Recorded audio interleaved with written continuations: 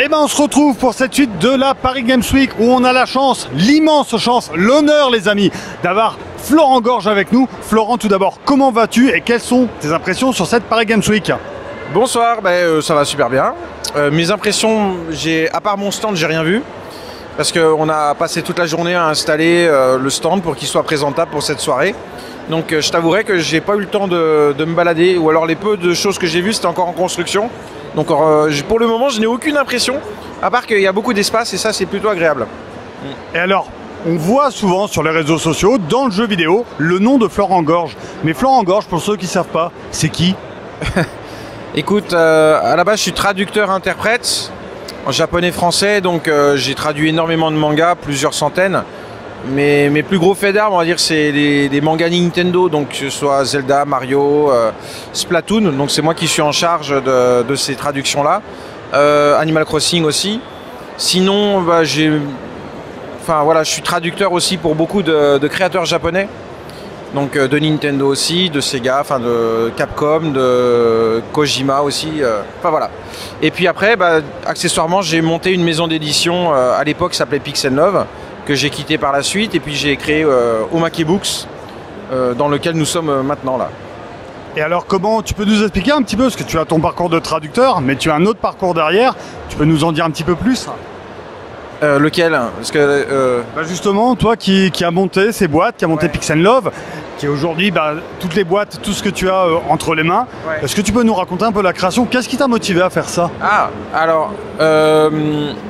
les origines, on va dire, des maisons d'édition françaises, donc Pixel Love, c'est... À la base, moi, je suis journaliste, j'ai été journaliste pigiste dans la presse jeux vidéo au début des années 2000, et j'étais co-rédacteur en chef du premier magazine français de rétro gaming.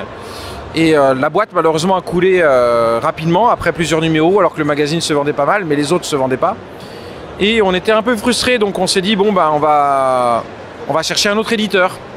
Moi, j'ai cherché des éditeurs, j'avais des tas de projets de livres, notamment l'histoire de Nintendo. Et je présentais mon bouquin aux éditeurs traditionnels.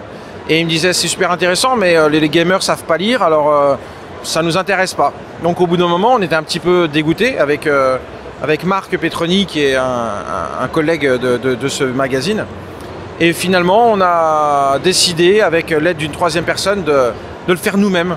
Et donc, puisque aucun éditeur ne veut éditer nos bouquins, on va le faire nous-mêmes. Et voilà comment on a commencé pour éditer nous-mêmes nos bouquins. Puis après, on était une maison d'édition, donc on a récupéré plein de manuscrits que les gens nous envoyaient. Et puis on est devenu des maisons d'édition respectables.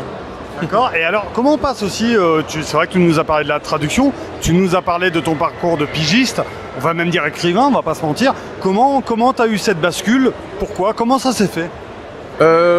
J'ai vécu longtemps au Japon et j'ai profité de mon temps libre en fait pour faire des recherches sur l'histoire des jeux vidéo et notamment l'histoire de Nintendo, qu'à l'époque on ne connaissait pas. Sur Wikipédia, qui n'existait même pas d'ailleurs au début, mais sur Wikipédia il y avait 2 lignes.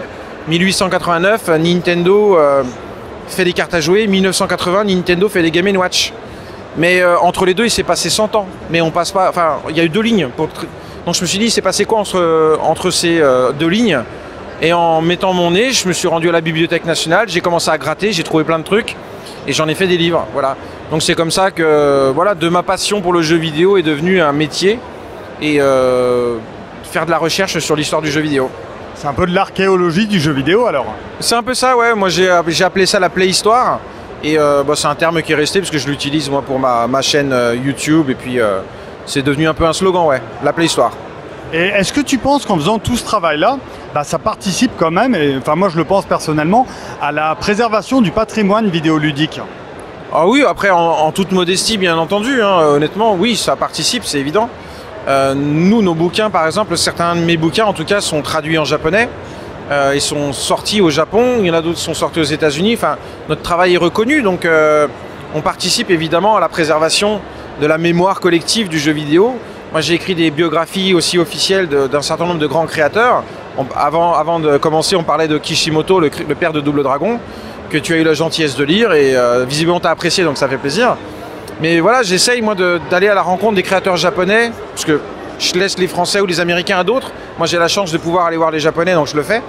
et qui nous parlent un peu de leur carrière, de la façon dont ils ont créé telle ou telle grande licence. Et voilà. Et si tu devais garder une seule rencontre, je sais que c'est une question difficile, Ah oui. mais laquelle? Et pourquoi surtout? Il y en aurait beaucoup. J'ai rencontré tellement de gens dans le jeu vidéo japonais que, on va dire que, à part Iwata qui est mort et Yamauchi, l'un des l'ex-président de Nintendo, je les ai tous rencontrés en fait. Donc peut-être que les gens m'attendent au tournant en disant tiens, il va dire Miyamoto, il va dire Aonuma ou il va dire Kojima. En fait non, je vais plutôt parler de Nishikado, Tomohiro Nishikado, qui est le père du jeu vidéo japonais tout simplement. Donc sans lui, le monde serait très très différent.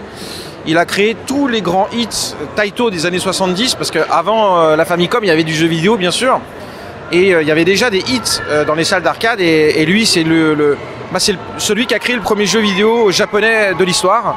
Et ensuite il a aussi créé, il a inventé le scrolling, ce qui n'est pas rien non plus.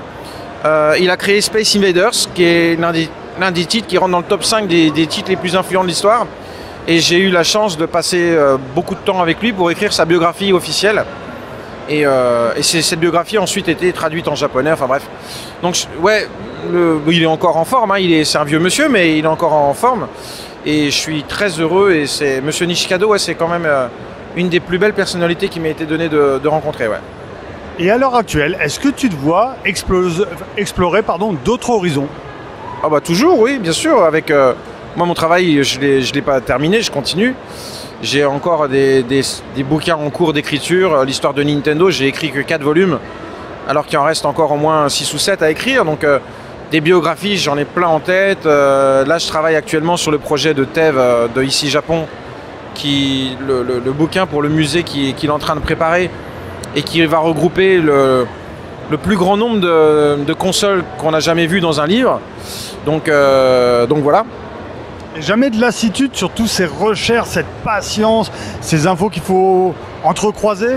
Jamais, rien? De lassitude, non, absolument pas, non. Non, enfin moi honnêtement, je me sens heureux. Enfin, je vais pas à l'usine le matin quand je me lève, donc je fais ce qui me plaît. C'est pas simple, hein, bien entendu. Il faut des années pour écrire un livre quand il est un peu profond. Donc c'est beaucoup de temps, c'est parfois un peu décourageant, mais de la lassitude, absolument jamais, non. Et alors, si tu dois garder une seule de tes œuvres, laquelle? Wow. Oui, je sais que c'est les questions difficiles. Ouais, c'est impossible de répondre à ça. À chaque fois que je sors un bouquin, je me dis que c'est le meilleur, tout ça, mais je fais ça à chacune des sorties. Évidemment, l'œuvre pour laquelle je suis le plus connu, c'est l'histoire de Nintendo. Mais j'en écris plein, donc il y a l'histoire de Capcom aussi, chez un autre éditeur, chez Pixel Love. J'ai écrit, comme je te le disais, une demi-douzaine de biographies. C'est impossible, quoi. Et tous les créateurs que j'ai rencontrés pour écrire leur biographie, ils m'ont tous marqué, si tu veux. Donc je peux pas répondre à la question. Mais après, voilà, je vais faire cliché, mais on va dire que c'est l'histoire de Nintendo volume 1. Parce que c'est vraiment un bouquin qui était que personne n'avait jamais vu. Et même chez Nintendo, quand ils ont découvert ce bouquin-là, ils ont fait waouh, comment t'as fait, quoi. Et donc celui-là, effectivement, il est assez... En toute modestie, hein, malgré tout, mais il est assez révolutionnaire, je pense. Et voilà, il a déjà 15 ans, donc les infos, elles ont le temps d'être partagées, mais à l'époque, c'était sincèrement révolutionnaire. Ouais. Eh ben, ça, c'est top. Dernière question qui est ma favorite, toute simple. Florent, le mot de la fin. J'ai pas compris la question. Le mot de la fin. Bah, le mot de la fin, merci. Eh ben, c'est top. Eh ben, merci à toi. Merci à tous qui nous avez suivis. Florent Gorge, si vous ne connaissez pas, vous dégagez de cette vidéo et vous allez découvrir son travail. C'est vraiment quelqu'un de très important. En tout cas, si vous aimez le travail de Florent Gorge et la Paris Games Week, vous êtes la pop culture. Merci. Merci.